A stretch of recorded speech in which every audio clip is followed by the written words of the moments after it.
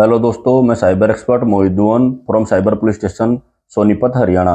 दोस्तों, आज हम बात करेंगे साइबर फ्रॉड का पैसा कितने दिन बाद वापस आता है।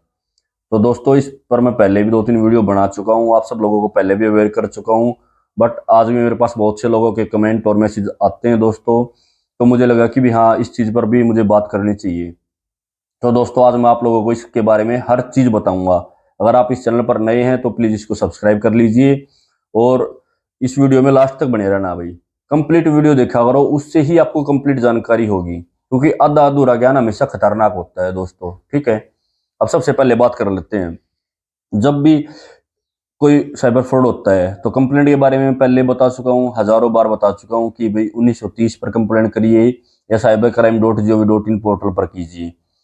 बेटर रहेगा कि आप पोर्टल पर कीजिए। और एक ना, मैंने बहुत से लोगों की कंप्लेंट देखी है। वो लोग क्या करते हैं, जैसे उनके साथ फ्रॉड हुआ 30,000 रुपये का, एक ट्रांजेक्शन थी 15 की, एक 10 की, एक 5 की।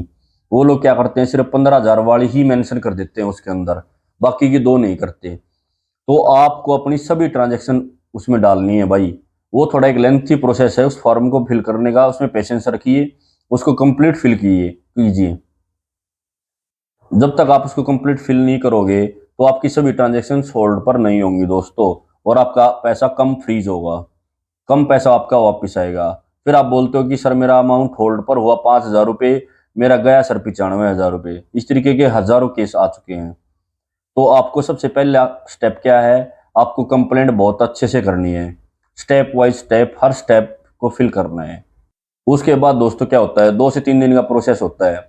उसमें आपके पास एक मैसेज आता है कि सर आपका इतना अमाउंट होल्ड पर हो चुका है।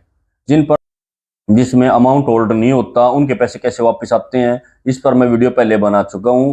आप सभी जाकर उस वीडियो को देखिए। और जिन लोगों के पैसे होल्ड पर हैं, आज की वीडियो उन सभी लोगों के लिए भाई ये। अब बात कर लेते हैं।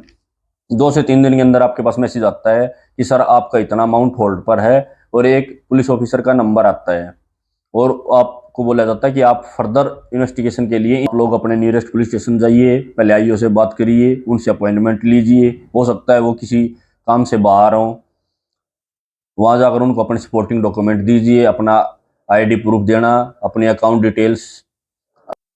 इसमें दोस्तों दो चीजें होती हैं जब आप पुलिस के पास जाते हैं।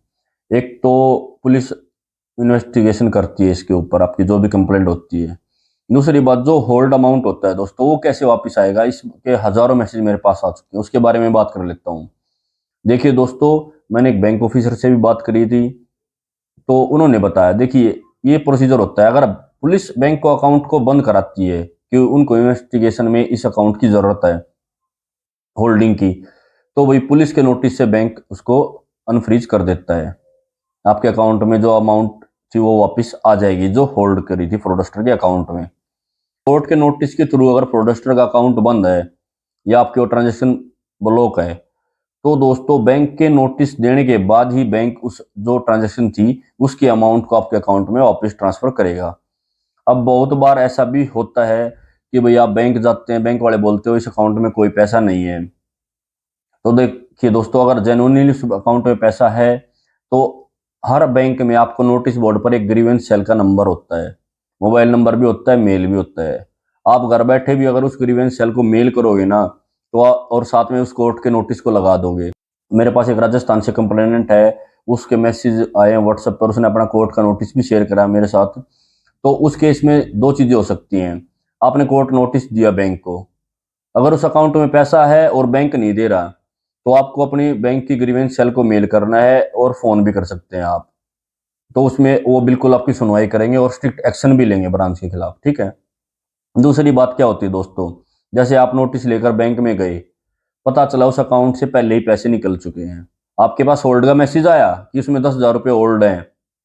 पर होता क्या है, सपोज आपके साथ भी फ्रॉड हुआ है, किसी दूसरे पर्सन के साथ भी फ्रॉड हुआ है, तो आपसे पहले कोर्ट का नोटिस बैंक को दे दे।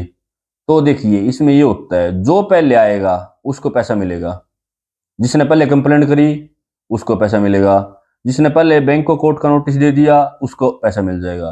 क्योंकि बैंक को कोर्ट का आदेश मानना पड़ेगा। अगर आपसे पहले कोई और नोटिस लिया है, हो सकता है उसके साथ भी उसी फ्रॉडस्टर ने फ्रॉड कर रखा हो, तो बैंक भाई उसको पैसा दे देगा। आपके बेशक मैसेज आ रखा हो कि 10,000 रुपये आपके होल्ड पर है, तो आप लोग ये कीजिए, जैसे आपका अमाउंट होल्ड होता है तुरंत पुलिस से नोटिस कराइए। अगर आपका कोर्ट का केस है तो कोर्ट से नोटिस कराइए तुरंत बैंक को, और अपनी अमाउंट को अपने खाते में वापस करवाइए। जितना जल्दी आप काम करेंगे उतना आप सेफ रहेंगे, क्योंकि अगर आपसे पहले कोई दूसरा कर गया तो उसका पैसा पहले वापस आ जाएगा। इसमें साफ रूल है भाई, जो पहले कंप्लेंट करेगा पहले आओ पहले पाओ, बस। तो उम्मीद करता हूँ भाई आपके आज ये डाउट क्लियर हो गया होगा कि अमाउंट होल्ड पर होता है तब क्या होता है। इसमें एक बार फिर से ब्रीफ में बता देता हूँ। जो भी अमाउंट होल्ड होता है उसमें या तो पुलिस से नोटिस कराइए या बैंक से नोटिस कराइए, ठीक है दोस्तों। और जितना जल्दी हो सके उतना जल्दी कराइए।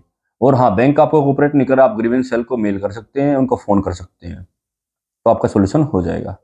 जय हिंद दोस्तों।